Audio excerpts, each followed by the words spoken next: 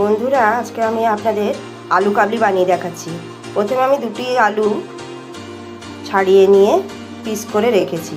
এগুলো আমি সেদ্ধ করে নেব। আর সারা রাত্রিরে ছোলা ভিজিয়ে রেখেছিলাম, এগুলো আমি সেদ্ধ করে নেব। আলুগুলো সেদ্ধ হয়ে গেছে, এবার আমি এগুলোকে পিস পিস করে কেটে নেব। দেখুন বন্ধুরা, আমি মশলার জন্য একটু জিরে হালকা ভেজে নিচ্ছি। আলুগুলো কুচো করে কাটা হয়ে গেছে।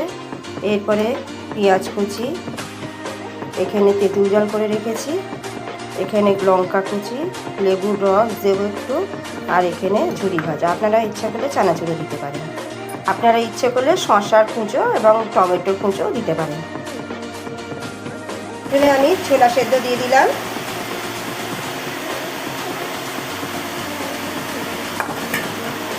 তারপরে আমি পেঁয়াজ কুচি দিয়ে ছড়িয়ে দিলাম।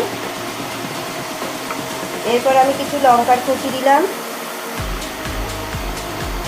এরপরে একটু লেবুর রস দিলাম। তারপরে একটু তেঁতুল জল দেব।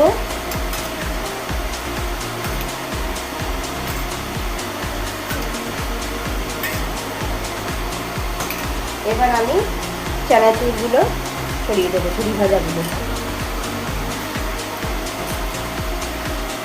নুনটা আমি আলাদা করে দিলাম না, আমি আলু সেদ্ধের সময় নুনটা দিয়ে নিয়েছি। এবার আমি ভাজা মশলাটা আস্তে করে ছড়িয়ে দিলাম।